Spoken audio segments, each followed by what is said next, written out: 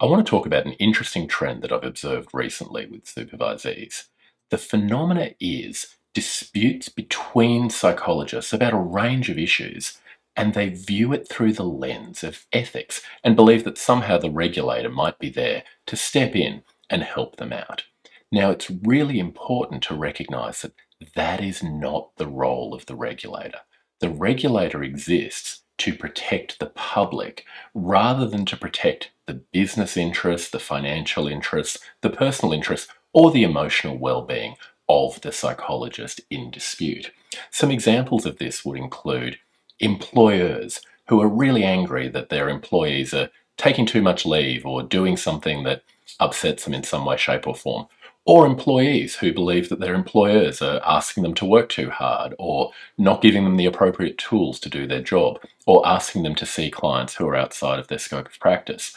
Or psychologists who are upset with another practice opening just down the road and perhaps behaving in a way that they feel is unethical in terms of their marketing or their business practices.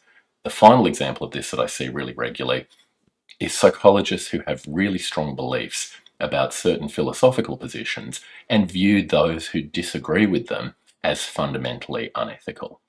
Once you recognise that the regulator is not going to step in, you have to ask the question, well, who does? In most places, these disputes are civil rather than professional, which means that you have two options.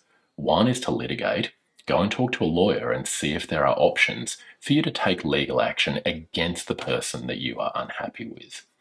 In that instance, though, you need to be aware legal action is going to cost money and is going to be time consuming, and you have to be certain that the cost-benefit ratio is actually going to work out in your favour, even if you win. The second option that's available to you is there are a range of other regulators, the ACCC, Fair Trading, Fair Work, as well as the Privacy Commissioner. So you might want to look and see whether the behaviour that you're upset about is regulated by one of those other institutions. Once you realise that the APS Code of Ethics is not there to protect you, and that APRA is not going to step in and protect you, you have to think about what can you do to protect yourselves. And I just want to say this really clearly. The most important thing that psychologists can do to protect their commercial interests is to stop signing contracts that they haven't read.